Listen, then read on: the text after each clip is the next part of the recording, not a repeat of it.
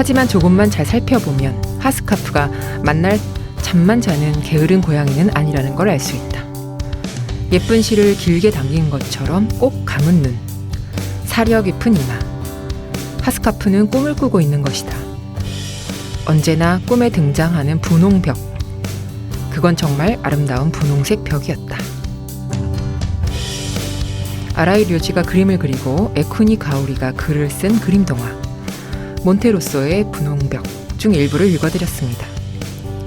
온종일 잠만 자던 고양이 하스카프는 꿈속에서 본 아름다운 분홍벽을 잊지 못하고 그 분홍벽이 존재한다는 도시 몬테로소로 떠나게 됩니다.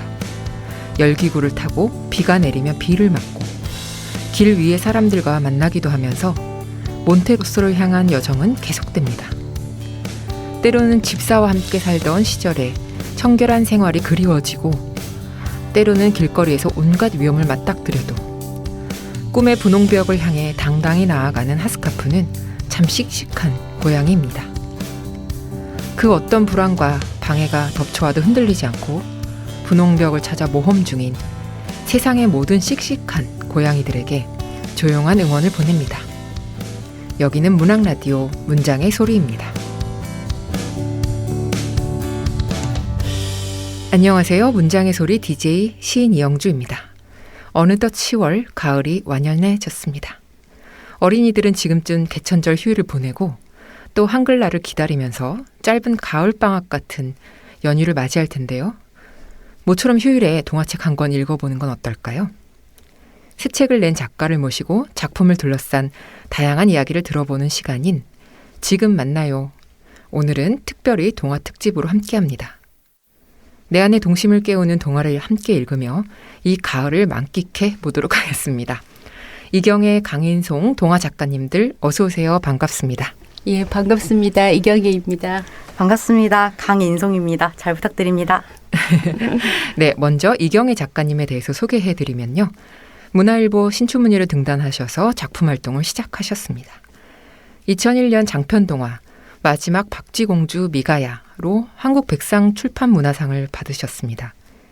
그림책 새를 사랑한 새장, 행복한 학교, 안잘래 등의 글을 쓰셨고 동화책 사도사우루스, 유명이와 무명이, 용감한 리나, 또 청소년 소설 어느 날 내가 죽었습니다.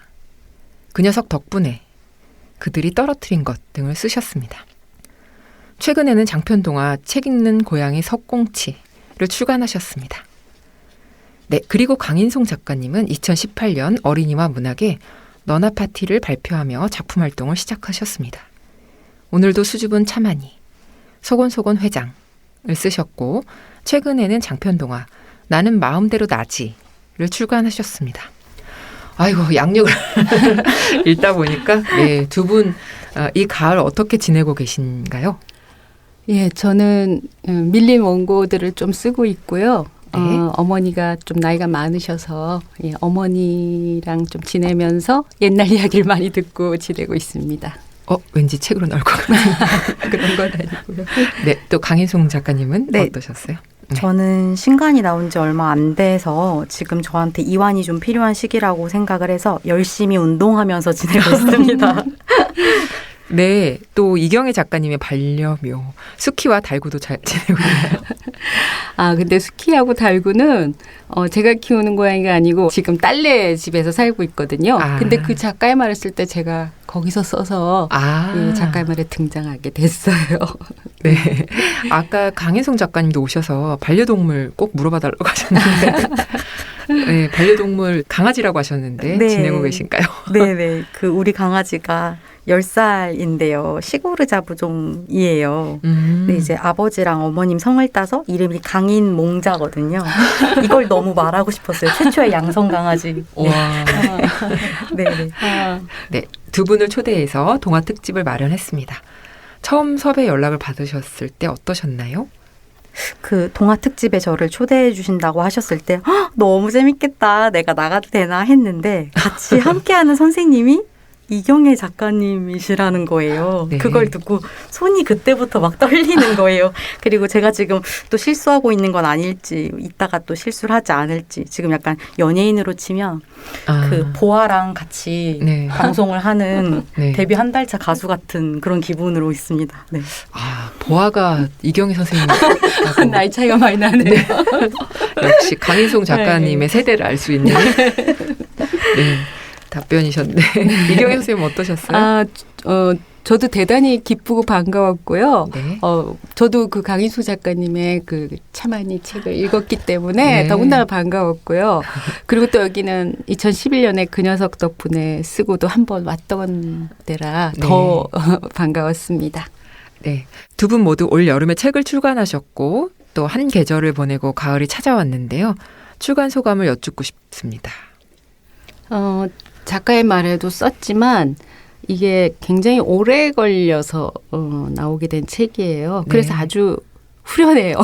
그러니까 출산 예정일이 훨씬 지난 애를 품고 있었던 것처럼 네. 이게 낳아서 굉장히 그 시원하다는 느낌이 일단 있고요. 네네. 그리고 또 무사히 나았다는 안도감이 커가지고 네. 다른 불만이 없어요. 작품의 뭐 수준이나 이런 거에 대해서는 전혀 그 생각이 없고. 네. 그리고 보통은 그 아이를 낳으면 산후 우울증도 겪거든요. 책을 내고도 언제나 그러는데 맞아요. 이 책은 그런 게 1도 없습니다. 와, 엄청난 책. 낳은 자체가 너무 시원해서. 네. 네, 또 강인송 작가님. 네, 저는 항상 이야기는 제가 갈 수 있는 데보다 더 먼 데까지 갈 거라는 믿음을 갖고 작업을 하는데요. 네. 이번 나지도 같은 마음으로 작업을 했거든요. 근데 비록 이제 모든 사람의 사랑을 받지는 못하더라도 누군가에게 나지의 목소리가 울림으로 남는다면 저는 잘한 거라고 생각하려고 잘했다 이제 그런 마음으로 나 잘했다 하면서 지내고 있습니다. 네네. 네. 너무 귀여우시는. 네, 글과 함께 있는 그림들도 너무 귀여운데 색감도 예쁘고요. 사파를 처음에 받아보고 나서 어떤 느낌이셨는지 궁금합니다. 네, 그 나지를 함께 작업해 주셨던 모혜진 작가님이 네. 뭐 어디로 가게나 단어의 여왕 같은 작품도 같이 하셨던 분이고요. 볼로냐에서 수상도 하셨던 분이에요. 그런 작가님이랑 같이 작업할 수 있어서 정말 기뻤고요. 네. 전 사실 이제 글 쓸 때 내가 만든 인물이 어떤 얼굴을 한 친구일까 상상하면서 하거든요. 그런데 그림 작가님이 그림을 보여주시면 제가 생각했던 모든 것들이 다 전복되고 그 글나라인 제가 할 수 있는 것 그 이상의 뭔가를 그림나라 작가님들이 그 감각으로 해주시더라고요. 그래서 역시 전문가는 다르다 이런 생각을 하면서 네 그랬습니다.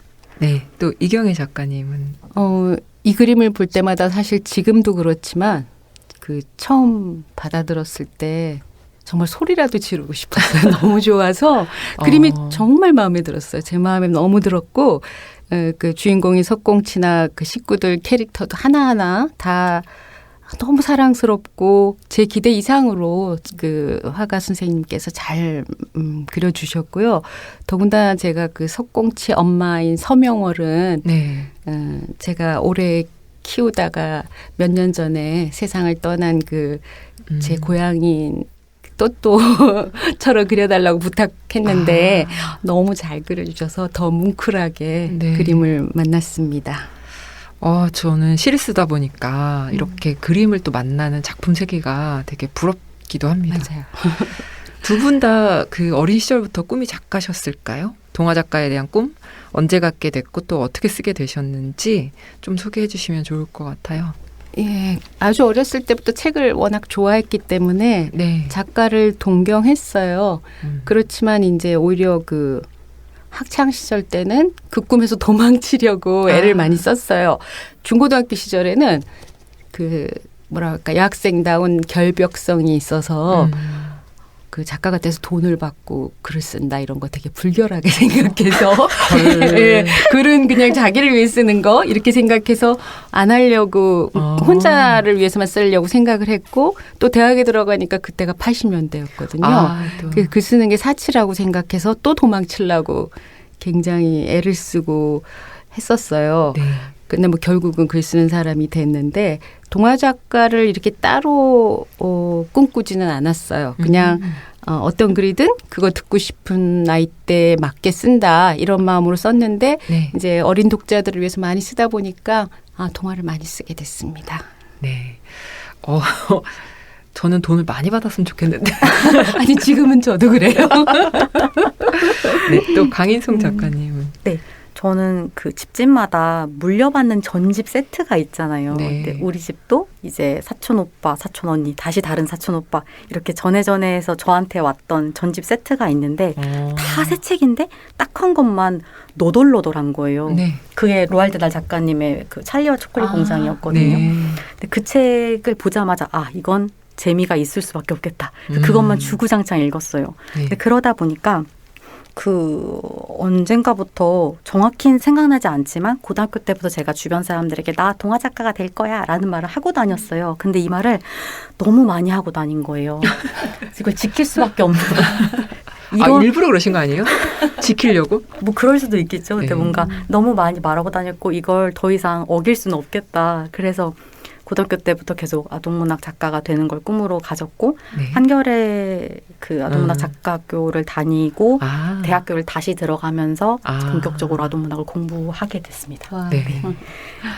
네, 그러면 본격적으로 이경희 작가님의 새 책 읽는 고양이 석공치, 또 강인송 작가님의 나는 마음대로 나지에 대해서 이야기를 나눠보겠습니다.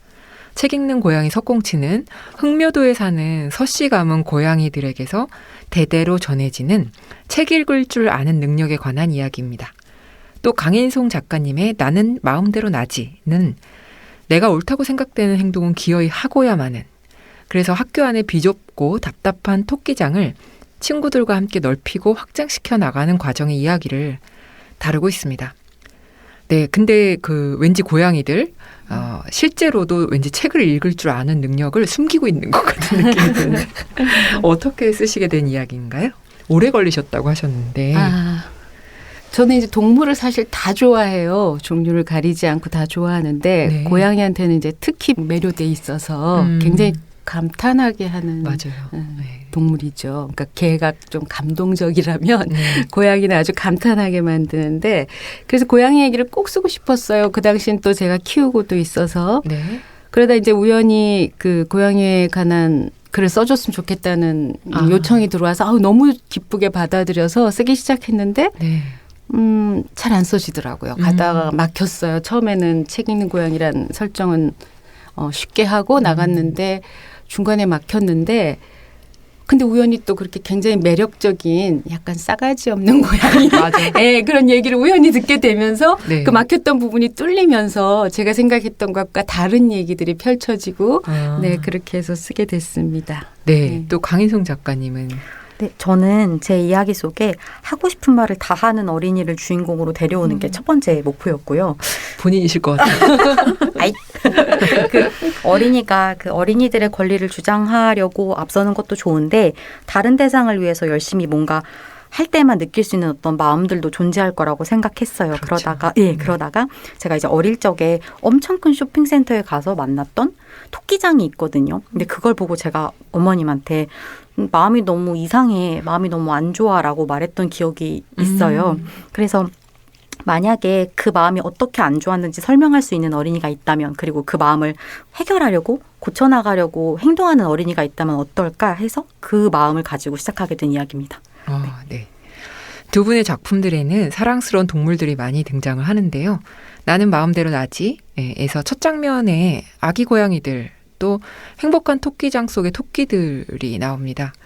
동화 속 주인공 나지가 동물들에 대해 가지는 생각들도 되게 인상적이었는데, 아무리 인간이 맛있는 걸 주고 안온한 공간을 마련해 준다 해도 우리는 토끼가 행복한지 어떤지 절대 알 수 없다. 이런 인식, 저도 많이 생각을 했던 부분인데, 또 책 읽는 고양이 석공치에서 엄마 고양이 서명월과 아들 고양이 석공치가 인간들로부터 겪는 일들을 또 봐도 그들이 자꾸만 고양이를 속박하려 들 때 명월과 꽁치는 밖을 돌아다니면서 자유를 느끼게 되는데요. 신의 창조물 중에서 끈의 노예로 만들 수 없는 게 딱 한 가지 있는데 그게 바로 고양이다 라는 구절도 되게 인상적으로 와닿았습니다. 두 분 책 속에 동물들을 등장시키면서 동물권에 대한 여러 고민을 하셨을 것 같아요. 그 고양이가 주인공이긴 하지만 이 글을 쓰면서 특별히 제가 동물권 이렇게 따로 생각하지는 않았어요. 그런 고민을 하지는 않았고 그냥 생명을 가진 같은 존재로서만 이렇게 생각을 했어요. 근데 오히려 현실에서 이제 동물을 키우면서 같이 생활을 하면서는 실제적인 동물 권리, 그 법률적이든 그런 문제들을 많이 생각을 하게 되는 것 같아요. 그리고 이제 그 중에서도 여러 가지 문제가 있고 지금 많이 개선되고 있고 사람들 의식이 많이 달라지고 있는데 제가 가장 아프게 생각하는 정말 빨리 고쳐졌으면 좋겠다고 생각하는 그 동물권에 대한 거는 하나는 그 유기동물의 경우 정해진 시간 내에 안락시키는 거 너무 시간도 짧고 그 부분하고 막 또 강제 번식시켜서 동물병원에서 이렇게 동물들을 팔잖아요. 그 부분이 다 가슴이 아프고 어떻게든 개선하고 싶은데 어떻게 보면 둘이 통하잖아요. 맞아요. 그 유기된 동물들을 원하는 사람들하고 연결을 잘 시켜주면 홍보를 하든 또는 유기동물을 한 마리 데려가야만 동물을 살 수 있다든가 하여간 뭔가 자격을. 뭔가 동물권 중에서도 저는 이제 그건 목숨하고 딱 관련이 있으니까 그 문제에 대해서 좀 개선책이 있었으면 좋겠다고 늘 생각합니다. 네. 또 강인성 작가님. 네, 저는 사실 뭐 동물권, 그러니까 비인간 동물권에 대해서 공부를 했다기보다는 아이들이 동물을 볼 때 어떤 마음이 들지에 대해서 생각을 먼저 했거든요. 그러니까 방금 작가님 선생님께서 말씀하신 것처럼 고양이나 강아지는 우리와 늘 함께하는 반려동물이라서 다른 비인간 동물에 비해서 많은 관심을 받는 축에 속한다고 생각했어요. 자연스럽게 다른 동물들에 대해서는 비교적 덜 궁금해한다고 느꼈거든요. 그러면 어린이들은 어떻게 볼까? 강아지, 고양이 아닌 다른 동물들을 어떻게 생각할까? 그중에 나지 같은 아이가 있지 않을까? 나진 동물들을 위해서 뭘 하고 싶어 할까? 그 마음이 일상에서 어떻게 표현하고 그 마음을 어떻게 해결할까로 고민을 모았어요. 그러다가 아까 말씀드린 것처럼 토끼를 떠올리게 됐고 사람의 목소리를 대신하거나 어떤 역할을 수행하려는 토끼가 아니라 그냥 토끼 자체의 토끼를 이야기 속으로 데리고 오고 싶었거든요. 그래서 토끼다움을 쓰기 위해서 그 짧은 뭐 다큐라든지 예능이라든지 글 같은 걸 찾아보게 됐고요. 그러면서 토끼들이 처한 상황에 대해서 아주 조금 알게 됐습니다. 네. 저도 약간 그런 동물권과 관련해서 생각을 하면 쉽게 또 동물을 키우기가 용기가 나지 않는 부분이 또 있는 것 같은데요. 사실 뭐 자연스럽게 이렇게 접근하는 것도 되게 중요하다는 생각이 듭니다. 읽으면서 두 분 책 속에서 공통적으로 나오는 부분을 발견을 했는데 특별한 토끼장과 책 읽는 고양이를 발견하고서 동물 관련 방송 프로그램에서 연락이 온다는 점이에요. 혹시 평소에도 그런 프로그램을 즐겨 보시는가요? 제가 미리 준비한 문장을 뭐라고 썼냐면 동물 관련 프로그램은 저에게 일요일 아침에 가장 확실한 선택이었습니다. 라고 썼는데 이게 실제 동물 관련 프로그램의 카피거든요. 그걸 제가 외울 정도로 너무 너무 좋아해서 밥 먹을 때도 켜놓고 보고 그랬거든요. 네네. 좋아합니다. 또 작가님. 저는 그 TV는 잘 안 보는데 그래도 이제 동물 프로그램이 나오면 지나치진 못하죠. 근데 제가 요새 가끔 하지만 그 들여다보는 건 자주 하는 게 인스타그램인데 인스타그램 팔로잉을 대부분 제가 동물들을 해놨더라고요. 동물 영상 올리는 분들을 다 팔로잉이 나서 전 세계에. 그래서 인스타 이렇게 들어가면은 그 제 핸드폰에는 막 계속 고래부터 고양이 뭐 가오리, 해파리 온갖 동물들이 계속 올라와요. 가오리. 전 세계에 이렇게 다 그렇게 뜨기만 하면 팔로잉을 했더니 온통 그렇습니다. 가오리가 너무 신기한데요. 만타레이 많이 나와. 굉장히 좋아하거든요. 또 나는 마음대로 나지에서 나지는 세상 어른들의 잣대로 봤을 때 말 잘 듣고 예의 바른 어린이랑은 조금 거리가 있습니다. 어른들도 실수하고 잘못할 때가 있으니까 그것을 발견하면 언제든지 바로잡아줄 수 있도록 이야기를 주저하지 않는 나지인데요. 씩씩하고 당당한 어린이 나지의 모습을 보면서 어린 시절에 제 모습은 어땠나 떠올리며 한편으로는 나지에게 대리만족을 느끼기도 했습니다. 이것은 작가님의 생각이신 것 같습니다. 저는 씩씩하고 당당하다기보다 반항적인 어린이입니다. 네, 문득 작가님들이 어린 시절을 어땠을까 궁금해집니다. 저는 지금이랑 똑같이 농담도 좋아하고 사람도 좋아하는 어린이였는데 눈치를 진짜 많이 봤어요. 그런데 눈치를 보긴 보는데 눈치를 잘 못 보는 거예요. 아, 잘못 본다? 네, 잘못 보는 거예요. 보긴 보는데. 우선 하고 싶은 대로 다 하고 나중에 눈치를 항상 봤거든요. 그러니까 초등학교 때 반장이었는데 네. 그때는 시험 개념이 있었어요. 근데 우리 담임 선생님이 제가 선생님을 이렇게 빤히 보면서 수업을 들으니까 반장 좀 봐 이제 하면서 그 성적이 좋게 나올 거다. 수업 태도가 성적을 반영한다. 내 말 믿어라. 근데 저는 그냥 선생님 보고 있는 사람이었거든요. 반찬. 네, 그래서 걱정이 됐어요. 난 그냥 선생님 보는 사람인데 어떡하지? 근데 공부하면 되잖아요. 기대하시니까. 공부할 생각은 안 하고 그냥 걱정만 했어요. 그리고 이제 네. 시험을 망치고 선생님이 이제 처음으로 마음을 고쳐드셨죠.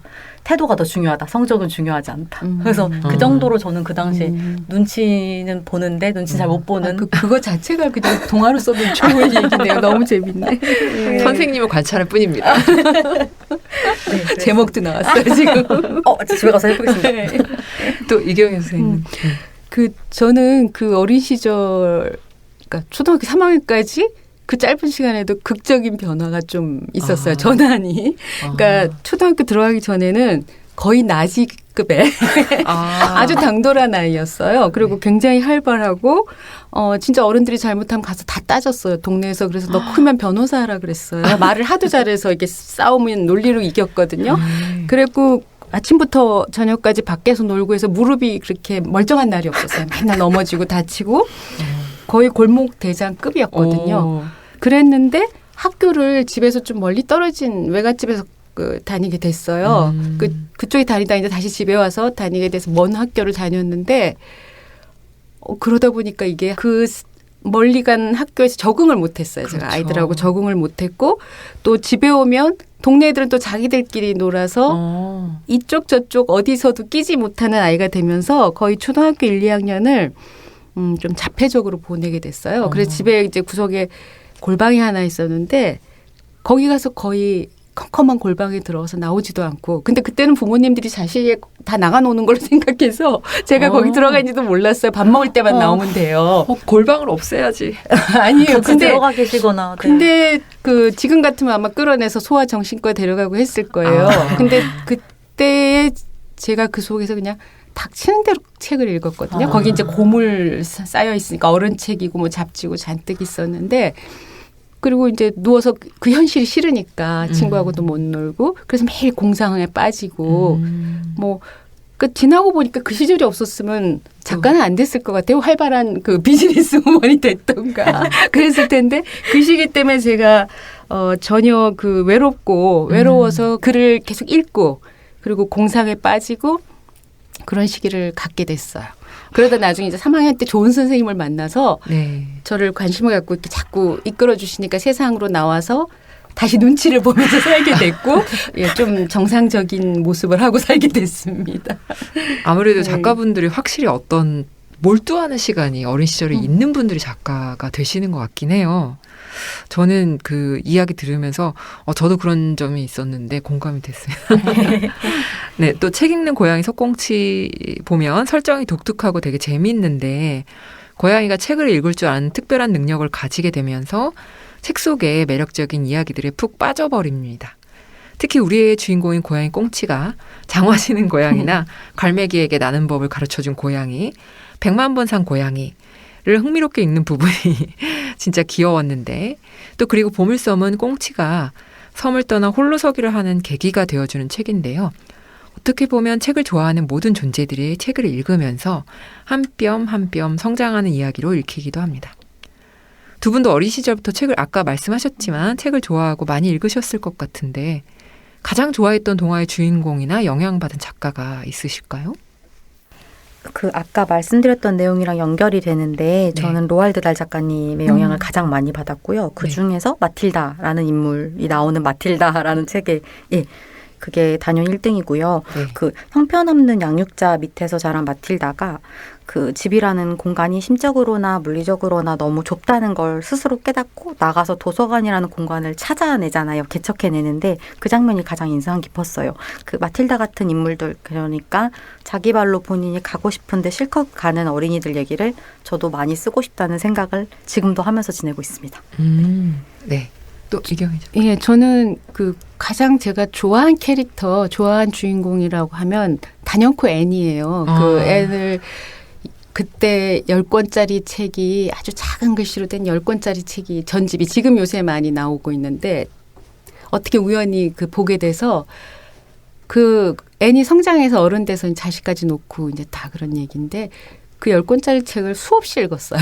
그래서 제 꿈이 아이 7 낳아서 사는 거였고. 꿈이 이제 어렸을 때. 그만큼 그 앤에 빠져서 지냈지만 네. 실제 제가 어떤 작품을 쓰거나 동화에 빠져들게 된 그 작가로서 영향을 준 사람은 안데르센이에요. 그 안데르센도 그 우연히 전집을 읽게 됐는데 그걸 네. 보니까 보니까 우리가 아는 유명한 작품 외에 아주 쓸쓸하고 이런 작품들이 많이 들어있어요. 안데르센의 단편들을 보면 참 안데르센이 묘한 사람이라. 그래서 동화라는 게 이렇게 쓸쓸한 면이 있구나 하는 게 이상하게 마음이 끌렸고 그 뒤로도 저한테 가장 큰 영향을 줬습니다. 네. 책 읽는 고양이 석꽁치에서는 꽁치를 둘러싼 여러 고양이와 쥐들이 등장을 하는데요. 그중에서도 같이 지내던 집의 주인 아주머니가 시끄럽다고 혼을 내니까 아기 고양이들을 데리고 유유히 집을 떠나는 엄마 고양이 서명월의 모습이 인상적이었습니다. 고양이도 혼내면 안 돼요. 맞아요. 또 고양이들이 쥐를 잡아 먹긴 하지만 이 동화에서는 쥐들이 주인공 꽁치의 든든한 조력자 역할을 한다는 점도 독특하고 재밌었는데 동화 속 동물 캐릭터들을 설정할 때 어려움은 없으셨나요? 저는 그 아까 말씀드렸듯이 약간 외로운 시기가 있었다고 했잖아요. 짧았지만 네. 그 시기에 정말 그 동물에 많이 의지했어요. 또 아버지가 동물을 좋아하셔갖고 언제나 집에 동물이 우글거렸는데 그래서 동물과 굉장히 잘 통한다는 느낌이 있었어요. 전 어릴 때. 그래서 동물하고 아주 친했고 그랬기 때문에 이 캐릭터를 만들면서 동물 캐릭터가 어렵다는 느낌은 안 들었어요. 그런데도 이제 이야기가 막혔을 때 아까 그 서명월의 캐릭터의 모델이 된 고양이한테 그냥 홀딱 빠져갖고 너무 마음에 들어가지고 그 친구가 잡히니까 네. 나머지는 저절로 풀리더라고요. 그래서 크게 어려움은 없었습니다. 네. 그 동물 캐릭터를 쓰는 게 확실히 좀 그래도 동물에 대한 친연감이 있는 분들이 네, 맞아요. 하실 수 있는 부분 같은데 조금 쉽죠 아무래도. 네. 아니 그건 아니지만 네, 이번에는 또 친구와 어른들에게 직언을 서슴지 않는 나는 마음대로 나지 속 주인공 나지의 이야기로 들어가 볼 건데요. 나지는 동물권에도 관심이 있지만 여러 환경 문제에도 관심이 많아 보이는데 쓰레기들을 함부로 만들어내는 친구에게 화를 내기도 합니다. 나중에는 비록 바른 말이라도 그것을 말하는 방식이 잘못됐음을 깨닫고 친구에게 제대로 사과하는 모습도 있었거든요. 그래서 이 나지를 보면서 어린이에게서 많은 걸 돌아보게 했습니다. 이처럼 세상 속에서 사람들과 관계를 맺으며 살 때 여러 가지 문제가 일어날 수 있는데요. 작가님께서 특히 관심을 갖고 있는 문제가 있다면 어떤 게 있을까요?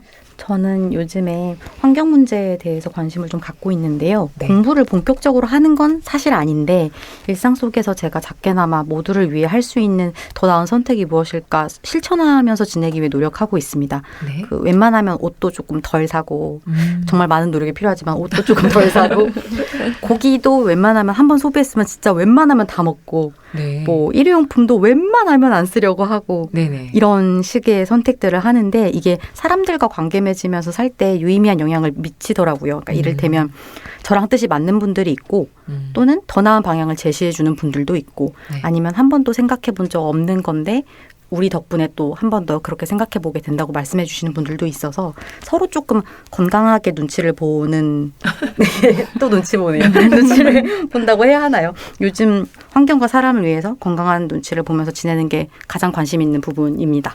네, 확실히 이 환경 문제는 젊은 청년들에게는 매우 중요한 앞으로 살아가야 할 세상이니까 네. 죄송합니다. 아닙니다. 제가 죄송합니다. 뭔가 기성세대가 잘못한 것 같아요. 네, 또 이경애 작가님의 책 말미에 실으신 작가의 말에 보면 내가 라디오 같은 통로가 될 준비를 잘하고 머릿속에 주파수를 제대로 맞추면 이야기가 저절로 흘러나온다고 적으셨는데요. 문득 작가님들이 본격 집필에 돌입하시기 전 하시는 준비들에는 어떤 것이 있는지 궁금해집니다. 또 작업 방식이나 책상 위의 풍경도 궁금하고요. 자유롭게 이야기 좀 해주세요. 그러니까 저는 일단 글을 쓰려면 좀 빙의되고 싶어 하거든요. 조금이라도 그 인물에. 네. 그러니까 일상에 살던 공간에서 좀 멀어지는 게 저한테 좀 필요해요. 그래서 어디 가서 숨어 쓰는 거 그걸 제일 좀 좋아하고요. 그러니까 스위치 전환이 빨리 안 돼요. 그래서 일상생활 하다가 글 좀 쓰다가 이렇게가 잘 안 돼요. 워밍업이 너무 시간이 오래 걸리는 거예요. 그래서 어디 좀 도망가서 써야만 하고 네. 도망가기 전까지는 이제 뭐 최대한 그 세계로 들어가기에 필요한 자료들을 막 어떻게 뭐 읽는 거든 듣는 거든 막 마구 흡수하고 네. 그다음에 숨어서 그 존재가 돼 보려고 애를 쓰는 식으로 쓰고 있고요. 네. 그리고 책상이나 주변 풍경에는 그 세계로 들어갈 수 있게 나를 끌어주는 그 모티브가 될 만한 아이템들을 이제 막 늘어나요. 그러다 보니까 좀 웃기는 일이 있었는데 전에 이제 방학 때 대학교가 기숙사를 빌려주는 경우가 있어서 이제 거기로 글을 쓰러 갔어요. 사도사우루스라는 공룡에 대한 네. 글을 마무리해야 됐는데 공간이 필요해서 이제 그리로 도망을 갔는데 정말 이 옆에 책상이고 뭐고 다 공룡 피규어로 잔뜩 해놨거든요. 내가 공룡이다 생각하면서 이제 쓰고 있었는데 갑자기 기숙사에서 무슨 조사할 게 생겨갖고 그 아르바이트 학생이 문을 두드린 거예요. 뭐 어떻게 숨길 길도 없었고 대답을 안 할 수도 없고 할 수 없이 문을 열었는데 들어와서 무슨 비품을 점검해야 됐던 거예요. 학생이 들어와서 보는데 정말 눈이 둥그러졌는데 뭐라고 말은 못하고 계속 이렇게 뭔가 이거 사이콘가 늙은 여자가 공룡 인형을 잔뜩 갖다 놓고 있으니까 조금 이상해 보여. 예, 뭔가 두려움에 질린 표정으로 그렇게 체크하고 나갔던 일도 있습니다. 네, 그러면은 그 주변에 이렇게 물품들 아예 그냥 모아놓고 쓰시는. 네, 왜냐면 제가 공룡이 돼야 되니까. 와, 대단하시네. 그래서 좀 CCTV 같은 걸 이렇게 만약 설치해놨다면 혼자 울고 웃고 막 쓰다가 막 그러기 때문에 그러니까 숨어야 됩니다. 네. 자, 동화는 어린이 독자들도 많은데 물론 어른 독자도 많지만 이런저런 반응들을 찾아보셨는지 궁금합니다. 인상적이었던 리뷰나 독자의 반응이 있었을까요? 아이들이 이제 읽고 얘기해 준 것 중에 제가 참 신기하다고 생각한 거는 저는 어쨌든 이거를 일단 책으로 맺었잖아요, 이야기를. 네. 근데 읽은 아이들이 그 마지막에 석공치가 딸을 그 흑묘도로 데려가서 놓고 나오는데 걔가 어떻게 될지 너무 궁금해요. 그래서 그 다음 편이 나오냐고 계속 물어보고 이러는 친구들이 좀 있었어요. 귀여워. 예, 귀여워요, 정말. 네, 또 작가님은요? 네. 그 나지에 대해서는 얄밉다는 반응이랑 통쾌하다는 반응이 이제 번갈아가며 있더라고요. 근데 가만 보니까 얄밉다라고 말씀하시는 쪽이 보통 이제 양육자 분들이시고 통쾌하다고 말해주시는 분들이 이제 어린이 분들인 쪽인 경우가 덜어 있더라고요. 네. 근데 사실 이 정도면 나쁘지 않은데? 라고 생각했던 게 어린이들도 하고 싶은 말 다 하는 어린이 캐릭터를 기다리고 있었던 건 아닐까 이런 생각도 했어요. 완벽하진 않지만 그 어떤 어린이들의 마음을 좀 시원하게 해줬다면 나중에는 또 다른 어린이들의 마음 또한 제가 시원하게 해줄 수 있는 인물을 그릴 수 있지 않을까 그런 용기가 생겨서 그냥 이런 말씀 저런 말씀 다 감사하기만 하더라고요. 네. 그 양육자분들이 얄밉다고 하는 거 보니 너무 얄밉다고. 너무 재밌다. 이 말을 때리고 싶다고 어떤 분이. 저도 약간 그럼 잘 쓰시나요? 그러게요. 네, 양육자들이 좋아하는 좋은 인물이 아니에요. 여기서 또 되게 중요한 말씀해 주셨어요. 적어놔야겠어요. 두 분 작가님들 각자의 작품에서 가장 좋아하는 장면, 주인공은 아니지만 유달리 마음이 가는 캐릭터가 있다면 좀 소개해 주세요. 저는 이 이야기 중에서 늙은 쥐하고 꽁치가 서점에서 만나는 장면을 좋아해요. 네. 그리고 제가 이렇게 쓴 글을 대부분 보면 우정이 이루어지기 힘든 관계에서 생기는 우정에 굉장히 관심이 많더라고요. 제가 쓴 걸 제가 살펴보니까 네. 여기도 일종의 잠깐이라도 그런 우정이 생겼다고 보이고 그리고 그 장면이 좋고요. 그리고 이제 마음 가는 캐릭터라고 하면 단연코 서명월입니다. 네. 꽁치의 엄마죠.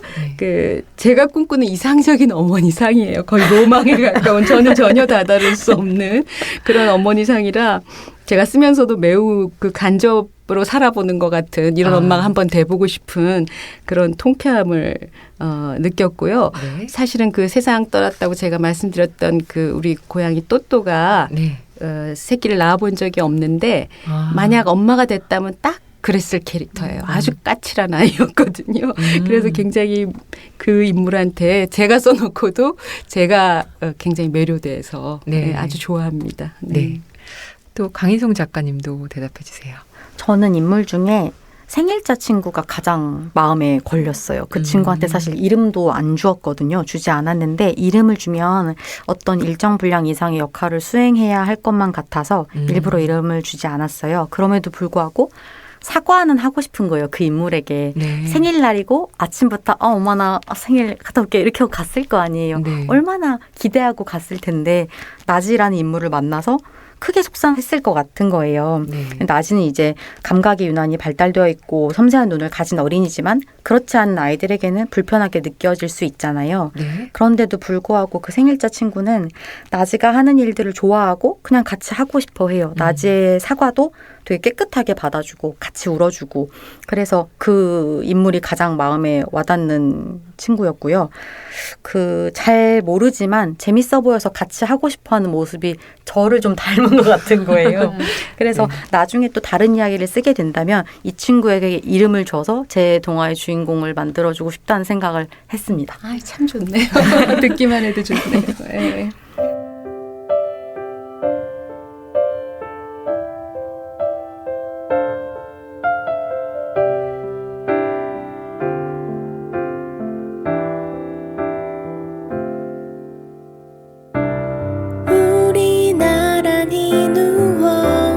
은하수를 바라보면서 그댄 말이 없네요. 무슨 생각하고 있는지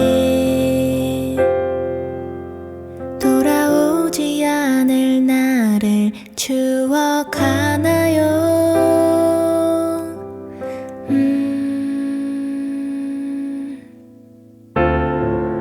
우리에게 다가오지 않은 내일을 두려워하나요?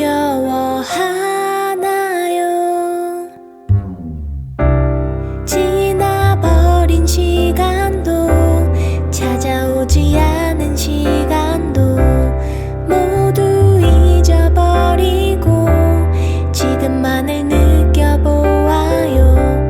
누구에게도 차마 얘기한 적 없었던 작은 비밀 하나 말해 줄까요? 문장의 소리. 네, 그럼 이쯤에서 다음 코너로 넘어가 보도록 하겠습니다. 이번 코너는 내가 가장 사랑하는 문장들입니다. 작가의 목소리로 작품에서 가장 사랑하는 문장을 듣는 시간인데요. 어떤 문장들을 가져오셨을지 먼저 이경희 작가님의 목소리로 들어보겠습니다. 쥐는 계속 말을 이었어. 오래전에 꼭 너처럼 책 읽는 고양이를 한번 만났단다. 아름다운 암고양이였지. 지금도 또렷이 기억이 난다. 그 고양이는 달빛 아래 우아하게 시집을 읽었어.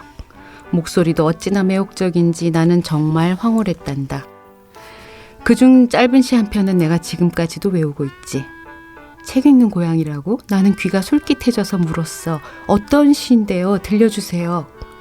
그래 들려주마. 제목은 쥐에게란다. 네가 작고 보잘것없다고 투덜거리지 마라. 너는 신의 주머니 속으로 쏙 들어가 그의 손길을 가장 많이 받을 수 있으니 어떠냐. 나한테는 도저히 잊을 수 없는 시란다. 그날 밤이 눈에 선하구나. 나는 구석에 숨은 채 그 고양이를 몰래 바라보기만 했지. 큰 고양이라 너무 무서웠거든. 오늘 읽은 저 책을 읽어달라고 부탁하고 싶었지만 입이 떨어지지 않았지. 그게 어찌나 후회가 되던지. 다음번에 만나면 목숨을 걸고라도 졸라볼 생각이었다. 그런데 늘 그 고양이가 또 오길 빌었는데 네가 오다니. 예, 이상입니다. 와, 낭독 너무 그 약간 연극 보는 것 같아요. 아니, 마지막엔 더듬었는데. 그것도 마치 계산된 듯한. 네, 이 문장을 낭독해 주신 이유가 있으실까요? 예, 아까도 이 장면을 제가 좋아한다고 했지만 네. 그 늙은 쥐 이주도 이름이 있죠. 서복동인데 그리고 또 어린 고양이 석공치가 이 만나는 장면으로서 그 뭐랄까 인연이 쌓인 게 드러나요. 우연히 만났는데 알고 보니까 저기서 말하는 고양이가 석공치의 엄마인 서명월이라는 게 뒤에 밝혀지는데 네. 지금 순간적인 만남이지만 그게 알고 보니 어떤 인연이 쌓여서 그렇게 됐을 때 지금 만남이 어떤 의미가 더 깊어지는 것 같고 그래서 제가 또 좋아하고요. 그다음에 또 여기 나오는 그 쥐에게라는 시가 그 부분 쓰다가 이렇게 저절로 흘러나왔는데 네. 저는 그 시가 이렇게 참 좋은 거예요. 제가 써놓고 이렇게 말해서 웃기지만. 시집을 네. 좀 내셔야 될 것 같아요. 아니 그건 전혀 아닌데 그 부분에서 이 서복동이 저런 시를 읽는 게 나왔을 때 제가 굉장히 기뻤거든요. 쓸 때. 네, 그래서 낭독했습니다. 아니 신의 주머니에 들어가서 뭐 그 장면이나 네, 그렇죠. 감각이나 이미지가 시집을 내셔야 아니 어쩌다 같습니다. 뒷걸음하다가 쥐 잡은 건데. 예. 네, 또 강인성 작가님의 낭독을 들어보겠습니다. 네. 낮이는 수업이 끝난 후 토끼장 앞으로 정우를 불러냈어. 어리둥절해하는 정우에게 다짜고짜 울타리를 가리키며 말했지. 너 저런 것도 만들 수 있어? 정우는 뭘 말하는지 모르겠다는 얼굴로 되물었어. 어떤 거? 토끼? 나지가 한숨을 쉬었어. 제일 친한 친구라는 애가 이렇게 마음을 몰라주다니 말이야. 아이고 말고 정우 너 집 짓는 사람이 되는 게 꿈이라 그랬잖아. 그제야 말뜻을 알아들은 정우가 조금 우쭐해했어. 당연하지. 우리 아빠가 시골에 있는 할머니 댁도 직접 지으신 거 알지? 설계부터 완공까지 말이야. 그리고 나도. 나지는 손을 휘휘 저었어. 그만 얘기하란 뜻이었지. 그럼 부술 수도 있지? 순간 정우의 등에 소름이 끼쳤어. 뭔진 모르겠지만 그게 뭐든 자기를 힘들게 할 거라는 걸 단박에 알아차렸거든. 그건 왜 물어? 나지가 씩 웃으며 토끼장을 향해 손가락을 튕겼어. 손끝에 걸린 행복한 토끼장이 함께 튕겨나가는 듯 했지. 최나지 안 돼. 그것만은. 그냥 부수기만 하려는 게 아니야. 진짜 만들려는 거야. 진짜라니? 나지는 자신의 계획을 정우에게 찬찬히 설명해줬어. 정우는 나지의 이야기를 듣는 내내 고개를 끄덕였지. 그런데 말이야, 그 순간 정우의 머릿속에 나지랑 했던 지난 일들이 한꺼번에 떠올랐지 뭐야. 야생동물들을 위해 겨울에도 얼지 않는 물통을 만들겠다고 집에 있는 냄비를 몇 개씩 망가뜨렸던 일, 집 잃은 개의 주인을 찾아주다가 경찰관에게 도둑으로 오해받아 잡혀갔던 일, 희귀새를 탐조하겠다고 몰래 철조망을 넘다가 다리가 끼어 119를 불렀던 일, 그 바람에 썼던 수많은 반성문까지. 그러니 정우가 어떻게 단번에 알겠다고 할 수 있겠어? 왜 대답이 없어? 좋다는 거야? 싫다는 거야? 나지의 재촉에 정우는 겨우 입을 열었어. 아니 딱히 싫은 건 아닌데 선생님들 몰래 한다니까 걱정도 좀 되고. 나지는 두 손가락으로 동그라미를 만들었어. 그럼 같이 하기 싫다는 거지? 알겠어. 그러고는 뒤도 안 돌아보고 걸어갔어. 당황한 정우가 다급히 나지를 붙잡았어. 화났어? 그 말에 오히려 황당해하는 건 나지였어. 화가 왜 나? 내가 싫다 그래서. 그 말에 나지는 난 또 뭐라고 하며 중얼거리더니 어깨를 으쓱했어.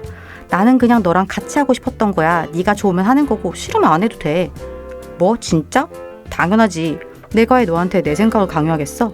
나지는 정우를 향해 한 번씩 웃어주고는 다시 돌아섰어. 아니 동화 쓰시는 분들은 혹시 이걸 연습을 늘 하시나요? 아니 진짜 드라마 한 장면을 보는 것 같네요. 아니 강희성 작가님은 아직 그래도 앞으로 많은 날들이 남아있으니까 성우로 제2의 어떤 직업을 써주시기만 하면 뭐든 할 수 있습니다.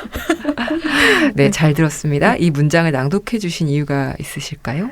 그 나지가 마음대로만 하는 아이라고 생각할 수 있는데 이 대목은 본인 마음만큼 상대의 마음도 귀하다는 걸 아주 잘 아는 어린이라는 걸 보여주는 장면이라고 생각했어요. 안 할래 라고 할 때 다시 생각해봐. 같이 하자가 아니라 알았어 할 때 그 산뜻하게 수긍하는 그런 태도가 필요한 순간이 일상 속에도 있더라고요. 제가 잘 못하는 태도기도 하고요. 네. 그래서 읽어봤습니다. 네, 제가 조금 약간 당황한 것이 지금 제가 어떤 그 라디오 극장 같은 거 있잖아요. 그런 거를 진행을 하고 있나? 네, 문장의 소리 청취자분들께 자신의 동화를 직접 광고를 좀 해주시면 좋을 것 같은데요. 강조하고 싶은 이야기로 짧고 굵게 광고해 주시면 좋을 것 같습니다. 나는 마음대로 나지는 하고 싶은 말을 몽땅 하는 여자의 이야기입니다. 나지가 하고 싶은 말이 무엇인지는 책을 통해 확인해 주시면 감사드리겠습니다. 하하. 이렇게 하는 게 맞나요, 근데? 와, 진짜 광고네요. 이렇게 진짜 광고. 근데 꼭 그렇게 안 하셔도 돼요. 저는 그냥 네, 고양이와 책을 좋아하는 분이라면 빠져들어 반하게 될 책 광고니까 좀 과대로. 네, 쑥스러워하시네요. 네, 두 작가님의 다음 작품은 또 어떤 이야기일지 궁금한데요. 앞으로의 계획에 대해서도 소개해 주시면 좋을 것 같아요. 제가 그 일기를 좀 오래 써왔어요. 네. 초등학교 6학년 때부터 이제 혼자 비밀일기를 쓰기 시작해서 지금까지 써와서 그게 어쩌다 이렇게 알려지게 돼서 네, 에세이를 쓰고 있고요. 또 고양이와 그림책에 대한 에세이도 고양이 좋아하는 게 또 알려져가지고 네, 그래서 당분간은 좀 에세이를 쓸 것 같아요. 네. 또 강혜선 작가님도 네, 네. 소개해 주세요. 저는 감사하게도 같이 작업하자고 제안해 주신 출판사 선생님들이 계셔서 네. 지금 열심히 단편도 모으고 장편 구상도 하고 있습니다. 그 언제가 될지는 모르겠지만 가장 마음에 드는 이야기들을 다 모았을 때 다시 책으로 만나뵐 수 있었으면 좋겠습니다. 네.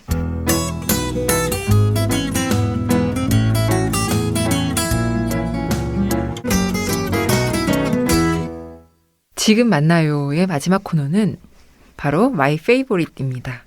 작가들이 최근 꽂힌 음악, 감동받은 영화부터 새로 발견한 맛집까지 작가님이 요즘 푹 빠져있는 것에 대해 독자분들과 함께 이야기 나눠보는 코너 속의 코너입니다. 이경의 강인송 작가님이 요즘 푹 빠져있는 것은 무엇인지 궁금하네요. 네, 뭐 여러 가지에 잘 빠지는 사람이라 많이 빠지는 사람. 빠져 있고 잘 벗어나고 이러는 사람인데 요즘은 앞에서 얘기했듯이 그 일기에 대한 글을 써야 되니까 네. 쓰다 보니까 제가 써놓은 거를 워낙 양이 많아져서요. 이렇게 읽기 힘든데 네. 처음으로 네. 그 1권부터 읽는 작업을 지금 하고 있어요. 그 총 150권이나 되거든요. 그래서 아직도 다 못 읽었는데 전집을 내셔야 되는데. 아니 전혀 그건 그런 글은 전혀 아닌데요. 제 삶을 돌아보는 일이라서 너무 재밌고 네. 제 일기 읽는 일에 빠져 있습니다. 와, 그 알바 좀 구하시면 안 돼요? 읽어주는 사람. 안 됩니다. 완전 비밀이라. 써주세요. 네. 네. 또 강인송 작가님은 네. 저는 요즘 하와이 훌라 춤에 빠져 있습니다. 얼굴하고 어울려. 그 하와이 훌라 음악 가사가요. 좀 그 가사에 맞게 동작이 다 있는데요. 동작마다 이름이 있고 그 동작이 다 굉장히 직관적이에요. 뭐 예를 들어서 달림 그러면 온몸으로 동그라미를 그리고 뭐 이런 식이거든요. 그 훌라 할 때는 훌라 생각만 할 수 있어요. 그래서 네. 목욕하는 기분이 들 만큼 되게 시원하거든요. 그래서 요즘은 훌라에 푹 빠져 있는데 더 많은 분들이랑 훌라를 함께 사랑하며 살고 싶습니다. 진짜 뵙기에도 너무나 유연하실 것 같은데 예, 그런 걸 말씀하시니까 진짜 너무 아니 지금 이경의 작가님 표정이 너무 찐이셨어요. 왜냐하면 저는 정말 못하는 분이거든요. 너무 저도 부러워서 경탄. 놀라운 게 요즘 젊은 그 작가님들이 되게 춤을 많이 옛날 많이, 작가들하고 이미지가 전혀 달라요. 네, 춤추려면 도망가는 그런 이미지가 아니고 네. 어쩌다 보니까 벌써 끝날 때가 됐네요. 이런 게 아닌 것 같은데. 네, 이제 두 분을 보내드려야 할 시간인데요. 오늘 두 분 함께 자리하시면서 서로의 작품을 가지고 이야기 나눠보았습니다. 어떠셨는지 소감을 조금 말씀해 주시면 좋을 것 같아요. 길게 하셔도 돼요. 네, 저는 문장의 소리를 통해서 제가 엄청 좋아하는 그 이경의 선생님과 함께 그 시인 선생님, 저작가 선생님 이렇게 다 만나 뵙게 돼서 너무 이영주 선생님도 마찬가지로 정말 영광이고요. 이야기 보따리를 가득 채워서 왔어야 되는데 지금 잘했는지도 사실 모르겠고 제가 말을 잘하고 있는지도 사실 모르겠거든요. 그래서 낭독을 잘하셨거든요. 실수한 게 없는지만 지금 사실 생각하고 있습니다. 네. 또 이경희 작가. 진짜 이렇게 두 분 뵙고 또 바깥에서도 제가 여러 다른 작가님들과 PD님들 다 뵀잖아요. 너무 진짜 반갑고, 그러니까 직접 뭐 이영주 시인님은 예전에도 제가 뵌 적이 있었지만 여행을 같이 갔답니다. 또 이렇게 작품으로만 뵙던 분을 또 뵙기도 하고, 그게 이 방송 자체보다도 제밥에 너무 그게 굉장히 즐거웠고요. 그리고 방송은 하기 전에 사실 좀 떨려서 되게 그랬는데 하다 보니까 그냥 또 잊어버리고 그 약간 카페에서 수다 떠는 기분으로 좀 편하게 이렇게 하게 돼서 또 제 작품 쓴 뒷얘기 같은 걸 이렇게 하니까 그것도 참 좋네요. 네. 저희가 이제 마무리해야 돼서 아쉽지만 정말 끝으로 청취자 여러분께 끝인사를 좀 부탁드릴게요. 오늘 이 시간을 함께 한 덕에 더 많은 청취자 여러분들이 어린이와 아동문학에 대해 가만히 생각하는 시간을 갖지 않으실까 하는 바람 가졌습니다. 세상에는 정말 좋은 동화가 많습니다. 그 이야기들이 우리 곁에 더 오래오래 살아남았으면 좋겠습니다. 그러려면 어린이들의 손에 늘 건강한 이야기를 쥐어줘야 한다고 생각합니다. 그러니까 더 열심히 작업하겠습니다. 들어주셔서 감사합니다. 그 10월이라는 참 아름다운 달이 왔는데요. 흠뻑 즐기시기 바라고요. 책도 물론 읽으시면서 이 가을을 이렇게 누려주시기 바랍니다. 고맙습니다. 네, 문장의 소리 동화 특집으로 이경의 강인송 동화 작가님과 함께했습니다. 이제 마칠 시간이고요. 저는 DJ 이영주였고요. 다음에 찾아뵙겠습니다. 감사합니다. 문장의 소리는 청취자 여러분과 늘 함께합니다. 3분 책 광고는 누구나 책을 홍보하고 알릴 수 있는 코너입니다. 신간을 낸 작가, 편집자, 그리고 독자분들의 많은 참여 바랍니다.